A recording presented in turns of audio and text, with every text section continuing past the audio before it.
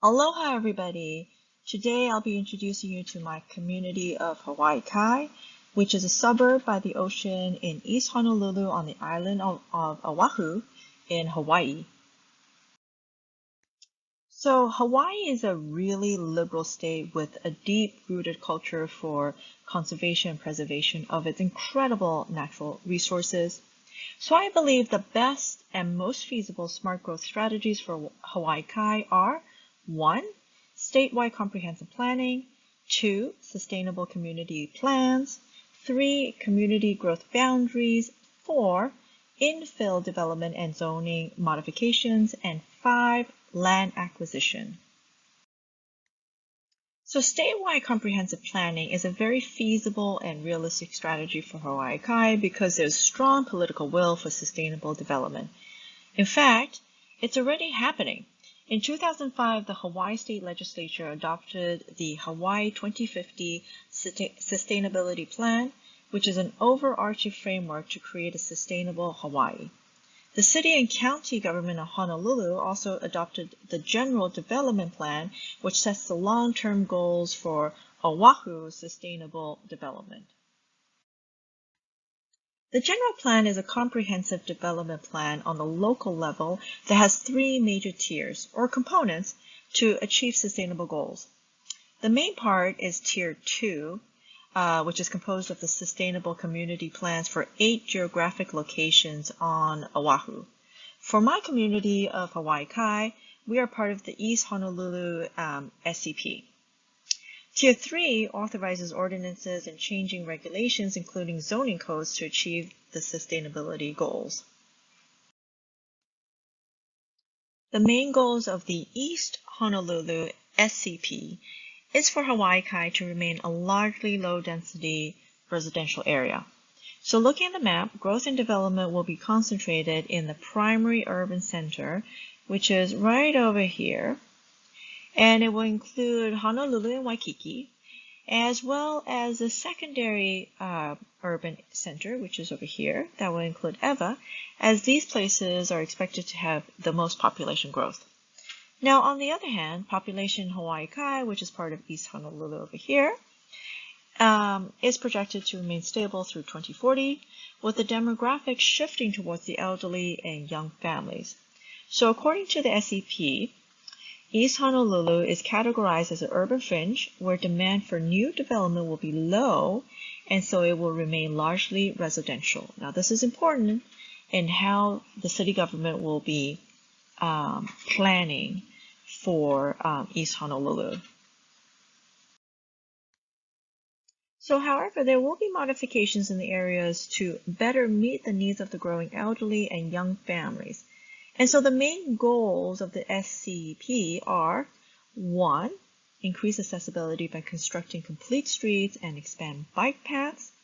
2. Repurpose and retrofit existing infrastructures, such as introducing more geriatric facilities. 3. Adopt a strategy of infill development and zoning modifications to satisfy any new development demand, but without expanding suburban encroachment into undeveloped lands. 4th, implement a community growth boundary to further ensure there is no new encroachment. So Hawaii Kai exhibits typical suburban sprawl with low density, low rise, largely residential development. Houses are lined up like dominoes and you pretty much drive everywhere. But the SCP wants to make it more accessible by first building complete streets, which essentially means improving connections between places. Examples include building more pedestrian walkways between shopping centers, elderly homes, schools along the main highway, and waterfront. Essentially, locations that have high presence of elderly and/or traffic. Bike paths will also be expanded. The 2012 Oahu Bike Plan will expand paths from 9.7 miles to 16.3 miles. So now looking at the map, all the dotted areas, these areas over here, are the future planned bike path expansions. As mentioned, the SCP wants to minimize new developments in Hawaii Kai because of low projected population growth.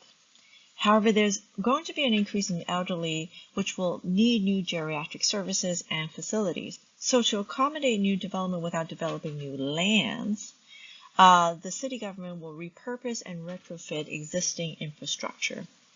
Commercial centers like shopping centers will be turned into mixed-use zones, such as rental apartments above the ground floor, and introducing geriatric services.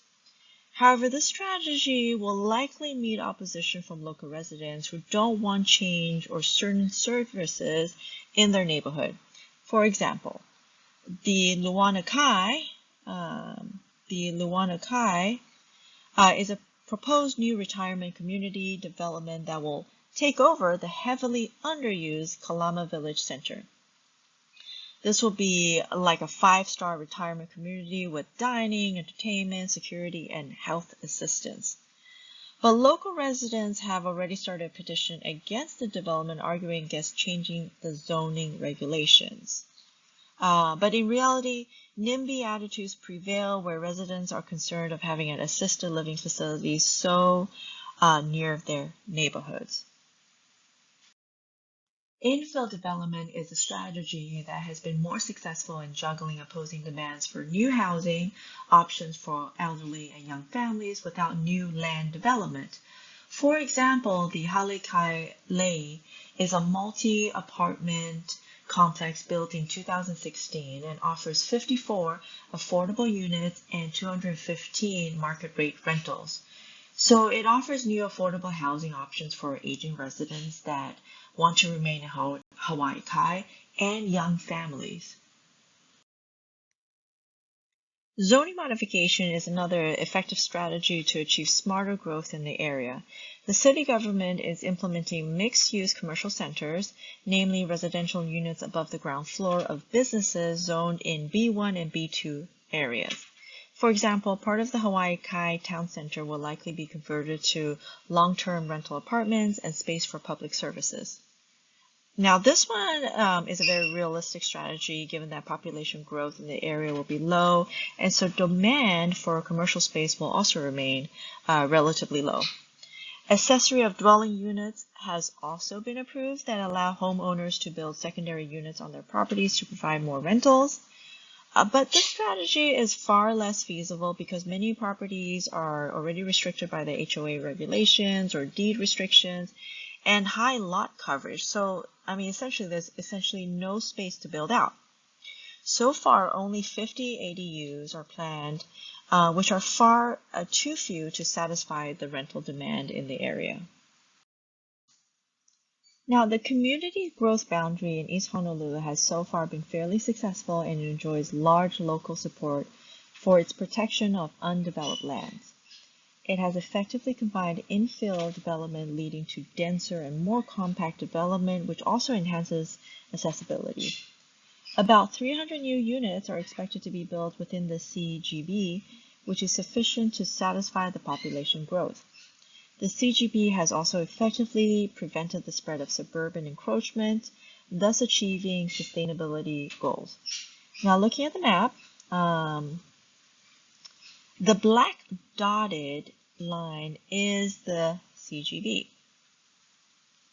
Note how much undeveloped land is being protected, which is all the green area. Agricultural and preservation boundaries have also been successful in preventing suburban encroachment and ensuring the correct usage of lands. So about 70% of East Honolulu is in the preservation boundary, which is all the light green area that you see over here. The neon green patches, which is essentially just 2 areas in East Honolulu. These are the farmlands protected in the agricultural boundary. And the yellow designates the CBG, where only residential and commercial development is allowed. Land acquisition is not part of the sustainable community plans, but it has been a highly successful strategy in preserving undeveloped lands and achieving SCP goals. There is both strong government and local resident commitment to conservation.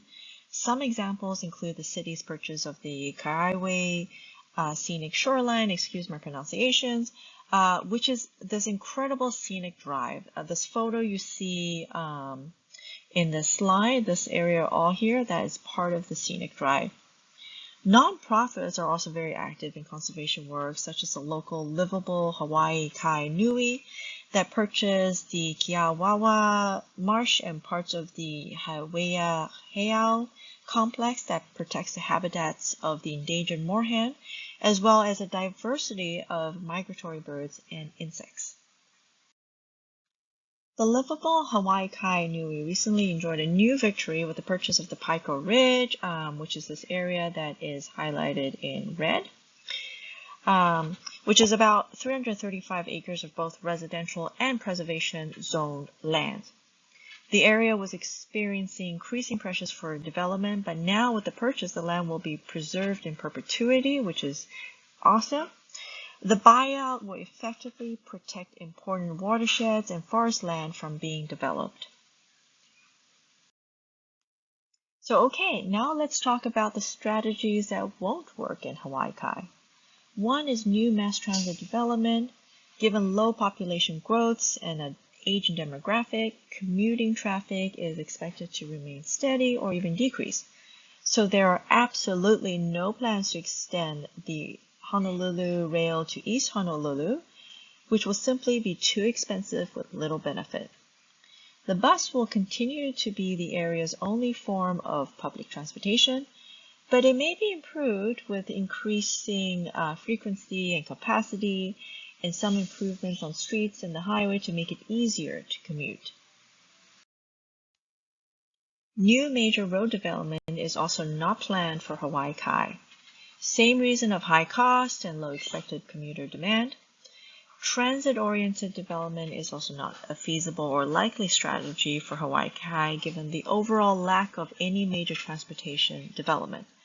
As a result, vehicle driving will most likely remain the main form of commuting for residents driving outside of the area. In summary, highly feasible smart growth strategies for Hawaii Kai include 1.